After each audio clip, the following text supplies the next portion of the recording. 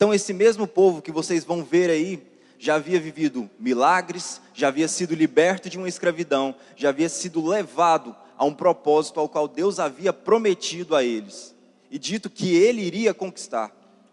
Não o povo, aquilo já havia sido entregue. E esse mesmo povo é agora levado a essa terra para conquistá-la. E se vocês não precisam ler aí, no capítulo 13, versículo 2, Deus diz que era para enviar espias, porque a terra ele iria dar por herança aos filhos de Israel. Então aquela caminhada era simplesmente para os filhos de Israel olharem e dizerem assim: pera, realmente isso aqui tudo é para nós e para as nossas gerações futuras. Era uma constatação da promessa de Deus na vida daqueles homens. E eu queria que vocês lessem comigo agora, Números 13, do 25 ao 33. Diz assim: e eles voltaram de espiar a terra, ao fim de 40 dias, e caminharam, e vieram a Moisés e a Arão, e a toda a congregação dos filhos de Israel, no deserto de Parã, em Cádiz. E deram-lhes notícia a eles, e a toda a congregação mostraram-lhes o fruto da terra. E contaram-lhe, e disseram: fomos à terra que nos enviastes, e verdadeiramente mana leite e mel, e este é o seu fruto. Deus já não havia dito ao povo que entregaria uma terra frutífera, que realmente seria algo maravilhoso a cada um deles?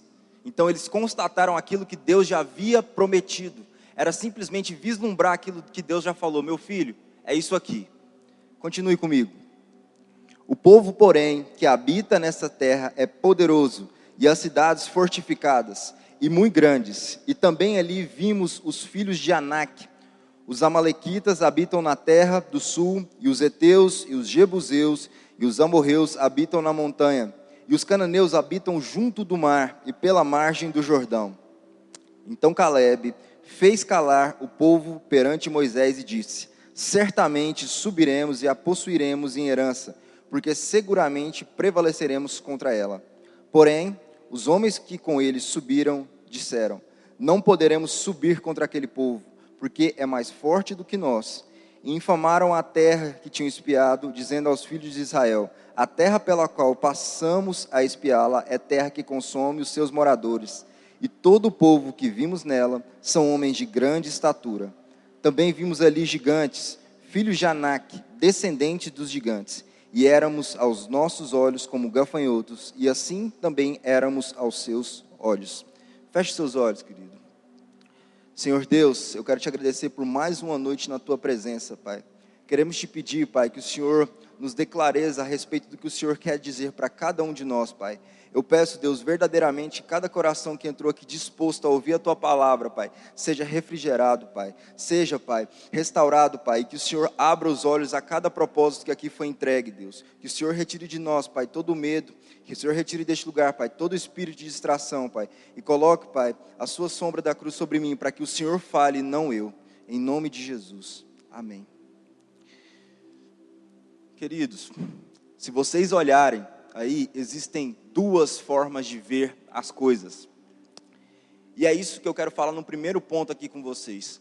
A forma como olhamos as coisas em nossas vidas determina o rumo final dos nossos objetivos. Por que eu estou dizendo isso? Deus já havia entregue aquela terra.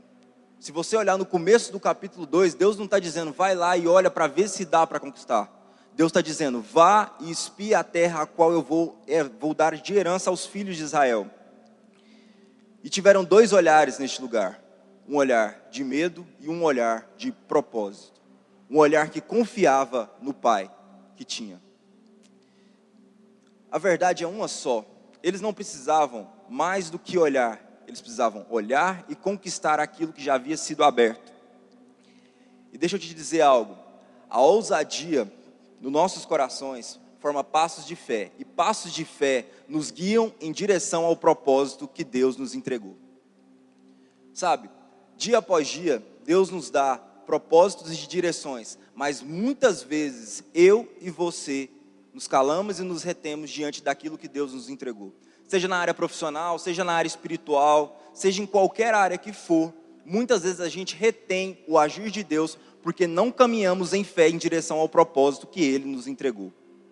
E preste bem atenção que o olhar que você dá, a situação que Deus te entrega, move o seu coração em direção ao seu destino. Se você realmente acreditar que não vai conseguir, querido, realmente você não vai conseguir. Em Números 13:30, olha lá comigo. Então Caleb fez calar o povo perante Moisés e disse: certamente subiremos e a possuiremos em herança, porque seguramente prevaleceremos contra ela. Aqui nós vemos um homem que viu o seu propósito. E eu creio seguramente, meus irmãos, que Caleb, assim como os outros, também estava amedrontado. Eram nações extremamente poderosas e fortes em guerra. E Israel não era a melhor nação em questão de guerra. Mas Caleb via muito além do que espadas, escudos e tamanho de homens. Israel via o Deus que guiava ele. Israel via o Deus que tirou ele do deserto e vinha trazendo agora o propósito da terra. Então Caleb tinha escolhido olhar por um olhar diferente a situação. E vocês sabem quem foi Caleb? Eu procurei pesquisar aqui quem foi Caleb.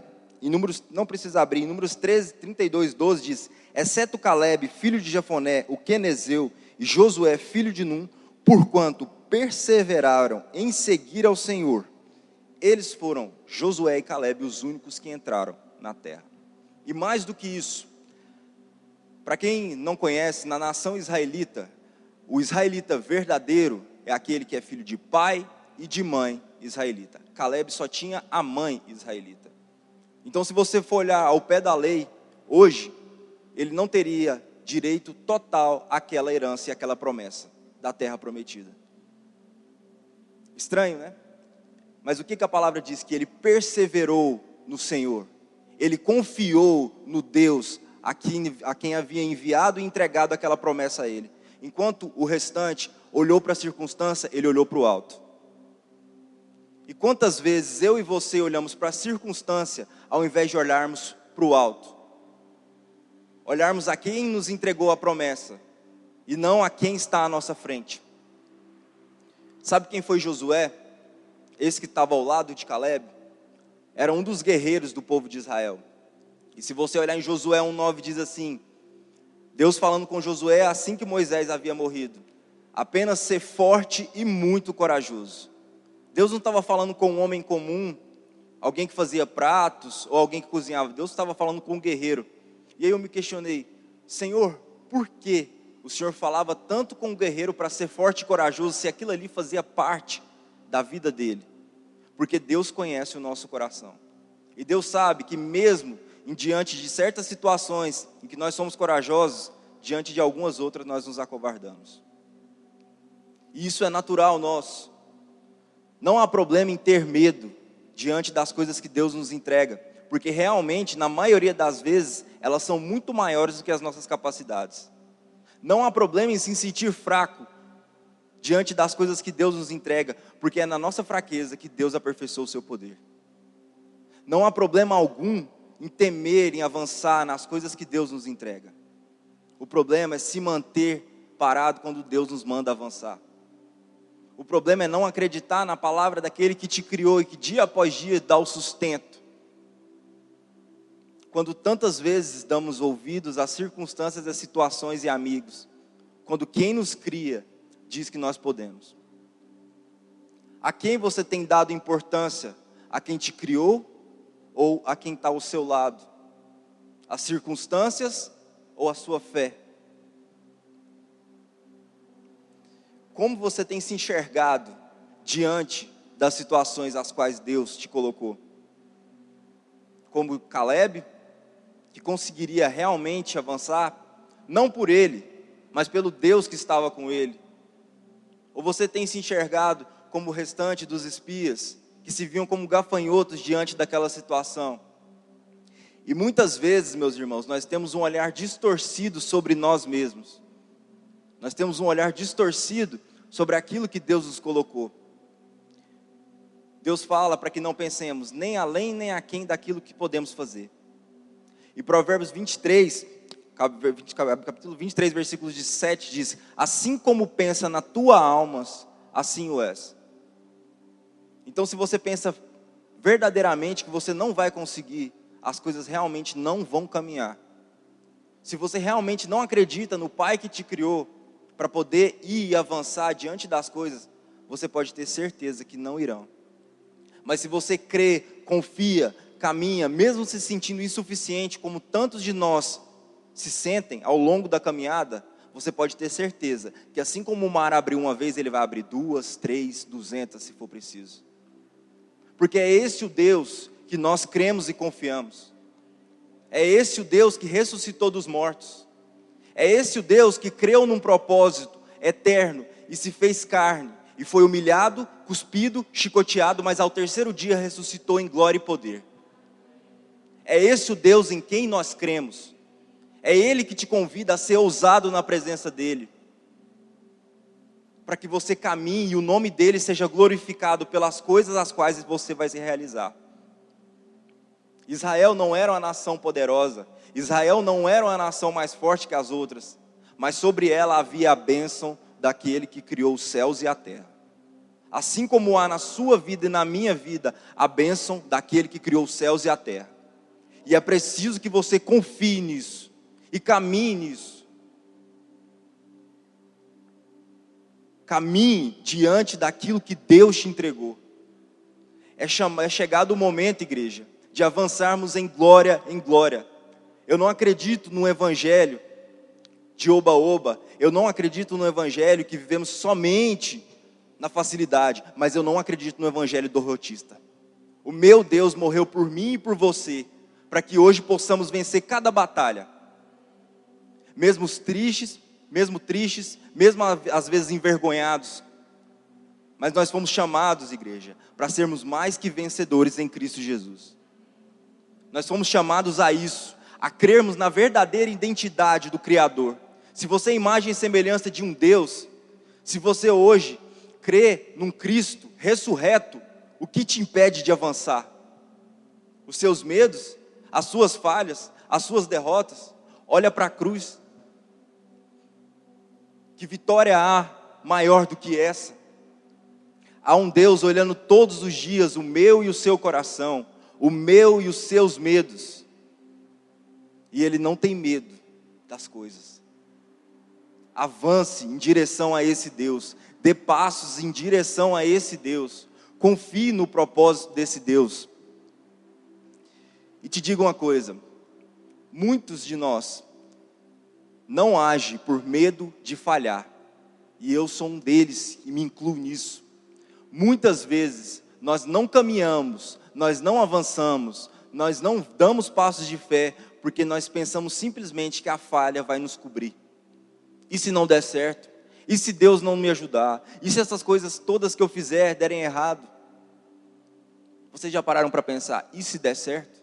E se Deus estivesse com a sua mão sobre você, porque Ele está? O medo de falhar nos impede de avançar. E o medo nada mais é que uma reação exacerbada diante de uma ameaça. E quando você está com medo, o seu coração bate mais rápido, a sua pressão sobe, as suas pernas ficam trêmulas, você fica com o olho mais dilatado para poder enxergar mais coisas, por causa de duas coisas: ou você foge, ou você ataca aquilo ali que está te gerando medo. E o que você tem feito com o seu medo? Você tem se acovardado? Você tem fugido das situações às quais Deus te colocou para poder te forjar? Eu vi um exemplo muito interessante essa semana. Quantos aqui já foram num circo? Já viram um elefante no circo? Já viram? Quem não foi, já viu em algum momento na televisão. Aquele elefante, se vocês olharem, ele está preso numa estaca pequenininha. E ele é enorme, ele é muito grande.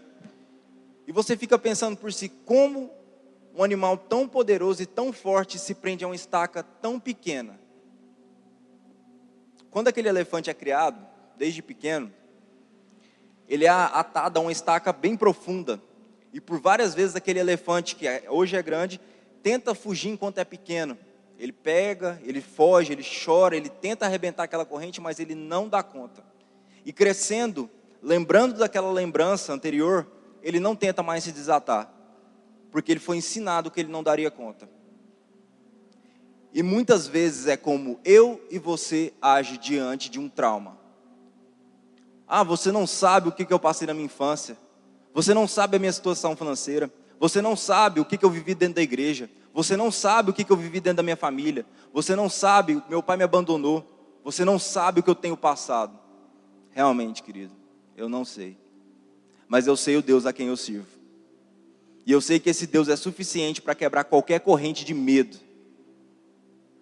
Eu sei que esse Deus é suficiente e maior para todas as coisas e medos e traumas serem superados. E no versículo 31 diz assim: porém, os homens que com ele tinham subido disseram: não poderemos subir contra aquele povo. No versículo 33 diz assim: também vimos ali gigantes, filhos de Anak, descendentes dos gigantes, e éramos aos nossos olhos como gafanhotos, e assim também éramos aos seus olhos. Sendo bem sincero, queridos, eu e você também teríamos o mesmo medo, porque diante de coisas mais poderosas do que nós, e diante daquilo que não conhecemos, o nosso medo é natural. E talvez eu e você olhássemos para aquela situação da mesma forma, nos enxergando como menores, mais fracos e inúteis, como aqueles espias. Mas acredite, se dentro de Israel havia 2 homens que acreditavam em Deus, eu creio que dentro dessa igreja ainda há Josué e Caleb. Ainda há pessoas que creem na promessa de Deus e que não simplesmente vivem a vida por viver, mas vivem com um propósito pleno dentro dos seus corações. Escute o que a palavra de Deus diz. Em Eclesiastes 7:2, não precisa abrir. É melhor ir à casa onde há luto do que ir à casa onde há banquete, porque naquela está o fim de todos os homens, e os vivos aplicam o seu coração. Por que eu estou falando isso aqui? Por que eu estou falando que muitas vezes a Bíblia nos diz que é melhor irmos à casa onde há velórios do que onde há banquetes? Porque diante da face da morte, nós seres humanos nos lembramos do nosso propósito. E quão limitado o nosso tempo é aqui para cumprirmos tudo aquilo que Deus nos colocou. Vocês já pararam para pensar que o nosso tempo aqui, ele é tão limitado, e nós o limitamos ainda mais, não agindo em direção ao propósito de Deus? Quando diante de qualquer velório, cada um de nós começa a valorizar por 1 a 2 semanas mais a família, as coisas que Deus entregou, começa a agir diferente. Mas por fim, a nebulosidade dos problemas toma conta novamente, a gente se esquece daquilo. A gente se esquece do Deus que a gente serve. A gente se esquece do quão limitado é a nossa vivência aqui. Nós todos, se Cristo não voltar antes, teremos o mesmo destino, que é a glória. Mas a forma como vivemos aqui vai mostrar e vai relatar às gerações futuras se o nosso propósito foi cumprido ou não. Aqueles espias que duvidaram da presença não entraram na terra prometida. Josué e Caleb sim. E conquistaram e venceram e viveram a plenitude dos seus dias na terra a qual Deus havia entregado a eles. Você quer viver na terra a qual Deus te entregou, querido? Então age em direção a Deus. Age em ousadia. Clame, ore, busque. E lembre-se todos os dias da promessa que Deus te entregou. Ela não é palavra de homem. Cada um de nós aqui tem um propósito. Então clame para que no fim dos seus dias você faça, você diga como Paulo diz: combati o bom combate, guardei a fé.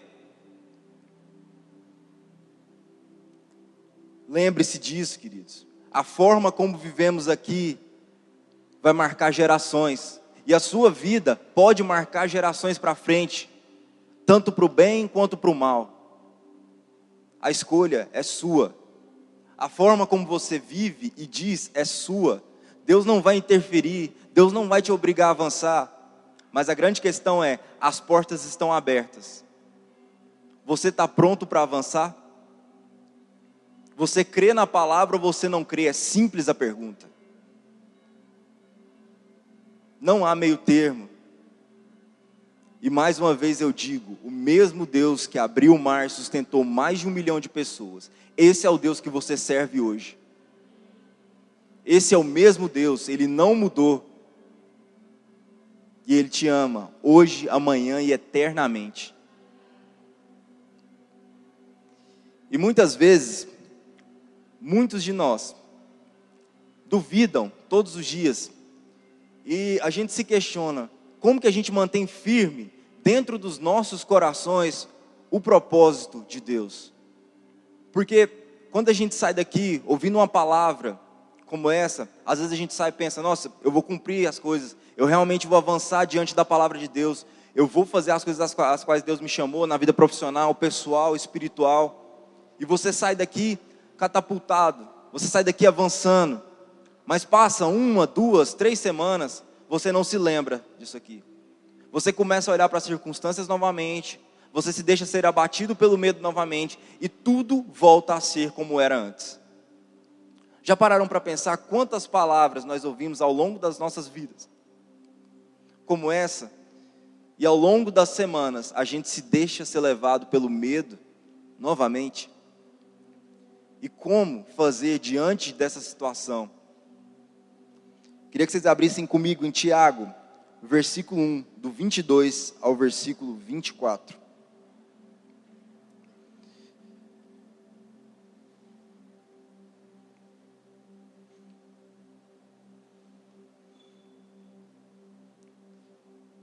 Diante desse medo de avançar, de tentar fazer, fica difícil, porque realmente muitos de nós busca influência, busca capacidades em homens, na conta financeira, na própria motivação, busca ser motivado por coisas as quais passam, busca ser motivado por coisas que não se manterão ao longo dos dias. Tenta colocar propósitos eternos em coisas terrenas. E isso não passa. As motivações às quais nós temos que buscar, se nós queremos alcançar algo eterno, tem que vir do eterno. Tiago, capítulo 1, versículo 22 ao 24.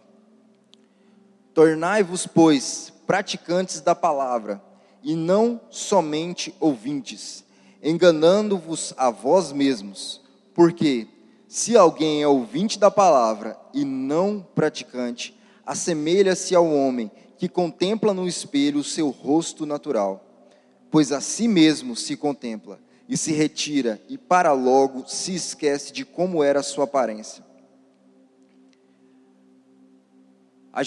Quando a gente olha no espelho, querido, logo que passa alguns momentos, a gente realmente se esquece daquela aparência, de quem nós somos. Sabe como a gente busca determinados objetivos e motivação? Palavra de Deus. Você quer saber como criar seus filhos? Busque na palavra. Você quer saber como se motivar dia após dia? Busque na palavra. Você quer saber quem você é em Deus? Busque na palavra. Você quer saber para onde ir? Busque na palavra. Quer saber como se manter motivado? Busque na palavra. Porque é ela que sedimenta e fundamenta tudo aquilo que está sendo dito aqui. Tudo aquilo que está dentro do seu coração só vai ser sedimentado e motivado quando você tiver um relacionamento profundo com Deus. E isso só temos através de 3 coisas: oração, jejum e palavra. Não existe um evangelho de facilidades aqui. Não existe um evangelho fácil. Todo evangelho fácil que te pregarem, que vem para Cristo, que as coisas vão melhorar, que você vai ficar melhor, que as coisas vão dar certo. A palavra de Deus é: tome a sua cruz e siga-me. Tome a sua cruz e siga-me. E mais uma vez eu digo, não para tomar a cruz e ser derrotado, mas para tomar a cruz, resistir ao dia difícil e ser vitorioso. Negar-se a si mesmo e buscar em Deus as motivações corretas para o propósito que Deus nos entregou. É para isso que Deus nos chama dia após dia. Busque na palavra entender quem é você, Quem é a sua identidade? É através dela que nós vamos caminhar em direção àquilo que Deus nos chamou. Não há meio termo, não há meias direções com Deus. É por Ele e para Ele que nós caminhamos. Escute, em Provérbios 4:23 diz: sobre tudo que se deve guardar, guarda o teu coração, porque dele procedem as fontes de vida. E em Provérbios 27:19, assim como a água reflete o rosto, o coração revela quem somos nós. Sabe por que muitas vezes eu e você nos esquecemos das coisas as quais Deus fala para nós? Porque o nosso coração está cheio de nós mesmos. Está cheio das coisas que estão lá fora. Está cheio de motivações erradas e corruptíveis que vão passar uma hora. Quando o nosso coração se enche do propósito, se enche de palavras, se enche do que Deus tem para cada um de nós, não tem como ser corrompido. Guarda o teu coração. E eu não digo o coração de carne, esse que pode ser transplantado e tirado e colocado em outra pessoa. Mas eu digo o que está dentro de você. O que você carrega todos os dias. Porque quando vem o dia difícil, e eles virão, você está motivado não porque o que está aqui, mas o que vive lá no alto. A palavra de Deus diz: buscai as coisas lá do alto onde Cristo vive. Porque elas são eternas, elas não passam. Céus e terra passarão, mas a minha palavra não vai passar. E eu digo a vocês, queridos, a promessa que Deus tem para mim e para você não vai passar. Viva na plenitude do que Deus te entregou. Caminhe em direção a Ele. Dê passos de fé em direção a Ele. Sirva, ame ao próximo. A vida com Cristo é uma vida de amor, de cuidado. E eu digo em todas as áreas da sua vida. Se vai trabalhar, seja o melhor no seu trabalho às pessoas. Cuide dos outros, dê exemplo. Ame quem está ao seu lado, ajude quem precisa. Seja paciente com quem é mais lento. Se você está na igreja, sirva na igreja. Não fique só no banco. Sirva, ajude, cuide. Nossa, mas eu não sei fazer nada. Eu te garanto que eu posso citar 10 coisas aqui, no mínimo, que podem ser feitas nessa igreja. Jesus não chamou ninguém para ficar em banco. Jesus chamou para nós servirmos e ajudarmos. Então sirva, ajude na sua comunidade local. Seja bênção na sua comunidade local. Da maneira que você tiver. Na sua vida pessoal, procure ajudar o próximo. Procure ser paciente. Seja uma boa influência às pessoas. Diga sempre a verdade. Se você quer servir a Cristo, imite o que Ele tem feito. O nosso propósito de vida caminha em direção àquele que foi à cruz. E se não houver essa direção, está errado. Está errado. Tudo que for pregado e dito, que não tiver a cruz como centro, está errado. O meu e o seu Deus morreu crucificado para que eu e você habitássemos eternamente com Ele. Ele enfrentou o medo, Ele enfrentou a dor, para que hoje eu e você estivéssemos aqui ouvindo a palavra dEle. Então qual é o seu medo tão grande que Cristo já não enfrentou? O que tem te impedido de avançar que Deus não possa vencer? O que Deus não pode fazer na minha e na sua vida? Procure durante a semana entender uma coisa. Não é sobre você, é sobre o que Deus tem para você. As coisas às quais Deus nos entrega são sim maiores do que as nossas capacidades.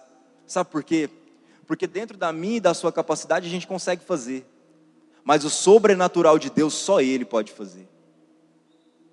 Só Deus pode fazer o que o homem não faz. Só Deus pode fazer. E eu convido você a caminhar nesse sobrenatural. A agir nesse sobrenatural. Porque o mesmo Deus que morreu na cruz por mim e por você, está aqui hoje. Você crê nisso? Verdadeiramente você crê num Deus que foi crucificado por mim e por você? Então ame os seus preceitos, pratique os seus mandamentos, medita na palavra dele dia e noite, assim como ele disse em Josué 1:9, seja forte e corajoso, igreja. Seja forte e corajoso e caminhe. Seja ousado na presença de Deus. Dê aquele passo de fé essa semana que Deus tem te dito há várias semanas para dar. Não tenha medo. E se tiver medo, vá com medo mesmo. Porque é esse Deus que você serve. É esse Deus que eu e você servimos. Que sustenta, que protege e que ajuda aqueles a quem serve eles. Seja ousado na presença de Deus. Esse é o meu convite para mim e para você. Seja ousado na presença de Deus. Lembre-se do propósito dele dia e noite. Pratique a palavra dele. Leia a Bíblia. Leia realmente a Bíblia. Ore. Não há como você ter relação com o pai, com uma mãe sem conversa. Como você ter relação com Deus se você não conversa com ele? Ou só clama por ele quando você precisa? Aprofunde o seu relacionamento com Deus. E cada vez mais o seu propósito e a sua caminhada vai se tornar claro diante da sua presença. A luz é como uma lâmpada para os nossos caminhos. Quanto mais você lê, mais você entende quem você é. Mais você entende aonde você tem que caminhar. E mais fácil se torna o caminho. Não é os problemas que mudam. Eles permanecem. Mas é o nosso olhar diante da situação que se transforma quando nós entendemos quem nós somos em Deus. Igreja, eu convido vocês a caminharem em ousadia em Deus essa semana. Fique de pé. Eu queria te convidar agora a conversar com seu pai, verdadeiramente, entregando a ele todo o medo. Tudo aquilo que realmente tem te parado, tudo aquilo que realmente tem te impedido de avançar. Porque assim como Jesus esteve 3 dias no túmulo, no fundo da terra, e ressuscitou em glória, e somente aquilo que era útil voltou, e tudo aquilo que era inútil ficou, eu clamo a você para que enterre tudo aquilo que é inútil na sua vida. Medo, dor, traumas, tudo aquilo que realmente não tem te ajudado a prosseguir. Ore agora, entregue ao seu Pai tudo aquilo que tem te impedido de caminhar. Senhor Deus, nós te agradecemos, Pai, por mais uma noite na Tua presença, Deus. Nós agradecemos, Senhor, por tudo aquilo que o Senhor tem feito através das nossas vidas. Nós te entregamos, Pai, os nossos medos, as nossas reservas, Pai, a nossa falta de fé, Senhor. Nós entregamos, Senhor, a Ti tudo isso. E peço ao Senhor verdadeiramente que o Senhor nos ajude a caminhar em propósito. Que o Senhor nos ajude, Pai, a ir em direção àquilo que o Senhor mesmo nos entregou. Com medo, sem medo, com força e sem força. Porque o Senhor disse que o seu poder se aperfeiçoa nas nossas fraquezas, Senhor. Eu creio nisso. E eu peço, Senhor, que essa igreja, Pai, seja tomada por ousadia na Tua presença, Senhor. Eu clamo, Senhor, para que se levante aqui Josué, Caleb, Senhor, nas áreas profissional, nas áreas ministeriais, Senhor. Que o Senhor possa trazer pessoas ousadas. Que o Senhor, Pai, possa cumprir através da vida de cada um aqui propósito, Pai, que serão eternos, Pai. Que o Senhor possa marcar gerações, Pai, através de cada coração aqui, de cada vida aqui, Senhor. Eu clamo, Senhor, por um legado diferente sobre esta geração, Deus. Eu clamo, Senhor, que o Teu Espírito Santo tome conta de cada coração aqui hoje, Senhor, inundando, Pai, transformando, Senhor, e lançando fora todo o medo, como a Tua palavra nos garante, Pai. Eu clamo, Senhor, por uma geração que acredite muito mais no Senhor do que o que está sendo dito lá fora, que acredite muito mais na Tua palavra, Senhor, do que o próprio coração diz, Senhor. Eu clamo, Senhor, para que essa geração seja marcada, Pai, pelo fim do medo e o início da ousadia em Ti, Pai. Para que vidas sejam alcançadas, milagres sejam feitas, a sociedade seja mudada, Senhor. Eu clamo, Paizinho, para que cada vida aqui seja alcançada pelo Teu poder de maneira diferente, não amanhã, mas hoje, essa noite, Senhor. Eu clamo pelo Teu Espírito Santo nessa noite, Senhor, de maneira poderosa. Ô Senhor Deus, eu clamo por Ele aqui hoje. Nada somos sem Ti, Senhor. Nada somos sem Teu sangue, Pai. Nada somos, Pai, sem a Tua influência dentro de nós, Senhor. Brilha dentro de nós, Senhor. Faz-nos menores, Pai, para que o Senhor cresça em nossas ações, Deus. Eu clamo por isso, Deus. Eu anseio por isso, Deus. Eu peço, Senhor, fome e sede de Ti nessa igreja, Senhor. Fome e sede da Tua palavra. Fome e sede de Te buscar, Pai, dia e noite. Para que nós sejamos mudados, Pai.